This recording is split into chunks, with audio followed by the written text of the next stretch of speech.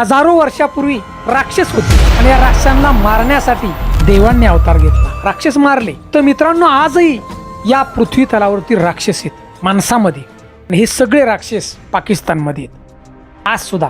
तर मित्रांनो, विचार करा, 56 वर्षापूर्वी, 56-57 वर्ष झालं, म्हणजेच 1971चं युद्ध, पाकिस्तानच्या 93,000 सैनिकांनी गुडघे टेकवलं होतं आपल्या भारतीय सैन्यापुढं. गुडघं शरण आलते. जगामधलं सगळ्यात मोठं आत्मसमर्पण आहे.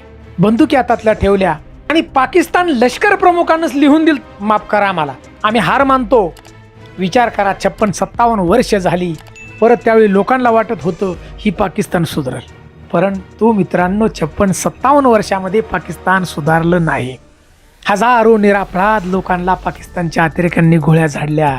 कुठेतरी 8-15 साल आपण ऐकतोय की भारतीय सैन्य चौकीवर हल्ला झाला आणि भारताचा एक जवान शहीद झाला. विचार करा, ज्याचं जळतं त्याला कळतो. आपल्या भारतीय सैनिकांची बायका पोरं उघड्यावरती पडतात, पैसे मिळतात, परंतु गेलेले व्यक्ती परत येत नाही.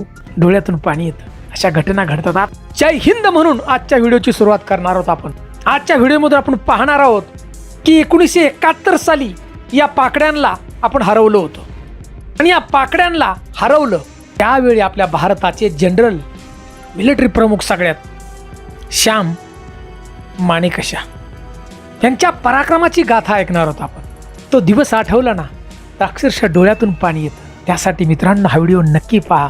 या देशांच्या सैन्यांच्या वीरांची गाथा आहे बघा. फार मोठा पराक्रम भारतीय सैन्याचा. मराठी कथाकथन चॅनलमध्ये आपलं मनापासून सहर्ष स्वागत आहे. मित्रांनो, हा व्हिडिओ ऐकल्यानंतर जय हिंद अशी कमेंट जरूर करा.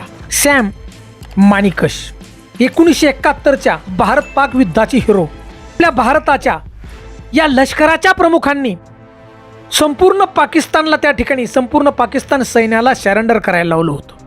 श्याम माणिकश यांनी युद्धाचा असा काही प्लॅन आखला होता की फक्त 13 दिवसात पाकिस्तानच्या 93,000 सैनिकांनी भारतासमोर गुडघे टेकवले होते. ती वेळ अशी होती की आपली युद्धाची परिस्थितीच नव्हती बघा, आणि त्यात ऐनवेळी श्याम माणिकश यांनी राजीनामा सुद्धा दिला होता बघा. राजीनामा दिला युद्धाचा, नको मला युद्ध नाही करायचं. कारण तत्कालीन पंतप्रधान इंदिरा गांधी यांनी सांगितलं होतं की लगेच युद्धाला जावं लागेल, आणि त्यावेळी मिलिटरीच्या प्रमुखांना वाटलं की एवढ्यात आपण हे करू शकत नाही, त्यामुळे त्यांनी राजीनामा दिला होता. आणि तत्कालीन पंतप्रधान इंदिरा गांधी यांच्यासमोर एक प्रश्न मोठा उभा राहिला, आता काय करायचं. आणि त्यावेळी परिस्थिती पाहून इंदिरा गांधींनी सॅम माणिकशा यांचा राजीनामा स्वीकारला नाही. उलट तुम्ही यामध्ये आम्हाला सल्ला द्या असं सांगितलं. आणि त्याच वेळी सॅम माणिकशा यांनी पंतप्रधानांना सांगितलं, इंदिरा गांधींना, की आमच्या पद्धतीनं युद्ध करण्याची आम्हाला परवानगी, अशी अट घातली. पंतप्रधान इंदिरा गांधी तयार झाल्या आणि श्याम माणिकशा यांनी पूर्ण प्लॅन आखला आणि पाकिस्तान यांना शरण यायला लावलं होतं बघा. आणि फक्त 13 दिवसात पाकिस्तान भारताला शरण आलता. तर मित्रांनो, 1947 मध्ये युद्ध अटळ आहे अशी चिन्ह दिसत होती, परंतु भारताकडे तेव्हा तशी पुरेशी सामुग्री नव्हती बघा. युद्ध सामुग्री, आर्म डिव्हिजन आणि इन्फंट्री डिव्हिजन वेगवेगळ्या ठिकाणी होत्या, आणि जवळ फक्त 12 रणगडे होते. विचार करा, फक्त 12 रणगडे. पावसाचं दिवस जवळ आलं होतं, नद्यांना कधीही पूर येऊ शकतो अशी परिस्थिती होती, आणि आपल्या सैनिकांची फजिती होईल म्हणजे पाणी आलं तर. या सगळ्यांची कल्पना माणिकशा यांना होती बघा. परंतु ही परिस्थिती हाताळू शकणारे एकमेव आपले जनरल होते, सैन्याचे प्रमुख. इंदिरा गांधी यांनी त्यांना युद्धासाठी कन्व्हिन्स केलं. सॅम माणेश यांनी सांगितलं की आपला विजय नक्की होईल अशी खात्री पंतप्रधान इंदिरा गांधी यांना दिली. युद्ध कधी होऊ शकेल अशी परिस्थिती त्या ठिकाणी झाली, आणि शेवटी 3 डिसेंबर 1971ला पाकिस्तानने भारतीय हवाई दलाच्या 11 मेन पॉईंटवरती हल्ला केला. मित्रांनो, ध्यान देऊन ऐका, पाकिस्ताननं आपल्यावरती त्यावेळी हल्ला केला. एवढी गुर्मी आहे पाकिस्तानची.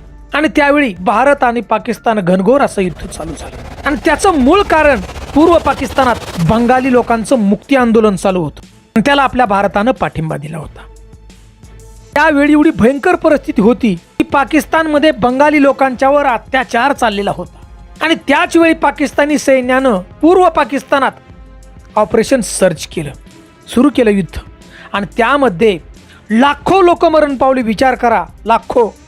एवढा भयान पाकिस्ताननं त्या ठिकाणी गोळीबार दारुगोळे फेकले, सगळी हैवानात राक्षसी वृत्ती पाकिस्तानची. आणि त्याच वेळी निर्वासित म्हणून बेघर झालेली लाखो लोक भारतात आले आपल्या, आणि भारतानं आसरा दिला त्यावेळी. आणि याच बंगाली मुक्तीचे आंदोलन होतं, त्याला भारतानं पाठिंबा दिला. हे पाकिस्तानला सहन झालं नाही म्हणून पाकिस्तानने आपल्या भारतावरती आक्रमण केलं होतं.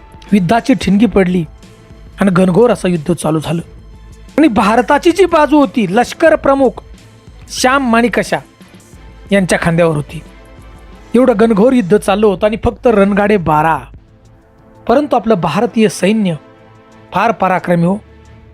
या पाकड्यांना चहोबाजूने घेरलं होतं, रक्ताचे पाठ वाहत होते. एवढं म्हणजे घनघोर असं युद्ध होतं.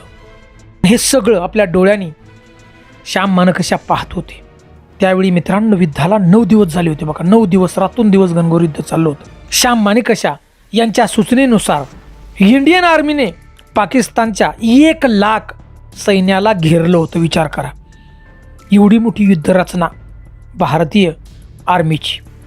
श्याम माणिकशा यांनी असं एक प्लॅन तयार केला की संपूर्ण या मिलिटरीलाच घेरलं पाकिस्तानच्या. चितगाव, चालना आणि मांगला या बंदराशी पूर्ण संपर्क तुटला होता त्यांचा. आणि याच्यानंतर 9 डिसेंबरला श्याम माणिकशा यांनी पाकिस्तानला शेवटचं वॉर्निंग दिलं. रेडिओवरून मेसेज पाठवला त्यांना की तुम्ही स्वतःच्या सैन्याचा जीव तुम्हाला जर वाचवायचा असेल तर शरण या. तुमची बायका पोरेत, सुखरूप तुम्ही घरी जाताल, फक्त शरण या. शरण आल्यानंतर आम्ही तुम्हाला सैनिकाप्रमाणे वागणूक देऊ. शरण जर नाही आला तर भारतीय जवान तुमचा खात्मा करून टाकतील. चोहोबाजूने घेरलं होतं बघा. पाकडी घाबरली सगळी आणि पाकिस्तानचं सैन्य पूर्णपणे अडकलेलं होतं. आणि नंतर माणिकशा यांच्या इशाऱ्यानंतर 16 डिसेंबर 1971ला पाकिस्तानी सैन्यानं पांढरं निशाण फडकावलं आणि स्वतःला त्या ठिकाणी सरेंडर केलं. आणि पाकिस्तानचं 93,000 सैनिक भारतासमोर आत्मसमर्पण केलं बघा सैन्य, बांगलादेशातल्या ढाका या शहरात. आणि त्यावेळी आपल्या भारत देशाचे तत्कालीन कमांडर त्यावेळी बघा जगजित सिंह अरोरा होते. यांच्यासमोर 93,000 सैन्यांनी हातातील शस्त्र खाली ठेवली.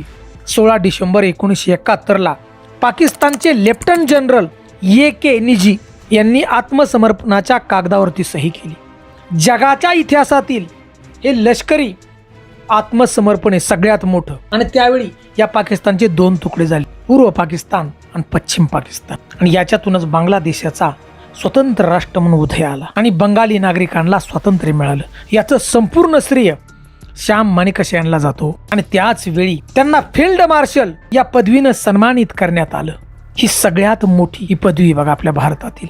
आणि आजही आपण पाहतो 16 डिसेंबरचा हा दिवस विजयी दिवस म्हणून साजरा केला जातो. म्हणून मित्रांनो, आज जरी आपलं भारत पाकिस्तान युद्ध जरी थांबलं असेल, परंतु प्रत्येक नागरिकाच्या मनात आहे भारतातल्या बघा की पाकिस्तान कधीही सुधारणार नाही. शेवटच्या श्वासापर्यंत लढणारी आपले ही भारतीय इंडियन आर्मी आहे बघा. कारण इंडियन आर्मी मी छत्रपतींच्या विचारानं लढणारी आर्मी. मित्रांनो, ही माहिती जर आवडली असेल तर जय हिंद अशी कमेंट जरूर द्या मला. कारण 1971चा हा दिवस आपल्या ध्यानात राहिलाच पाहिजे. कारण 93,000 पाकडे आपल्या पुढे हात पसरून बसले होते बघा, गुडघ्या अगदी. आणि ह्या अवलादी सगळं विसरल्या आणि परत आता आक्रमण आपल्यावरती करतात. जय हिंद, जय महाराष्ट्र.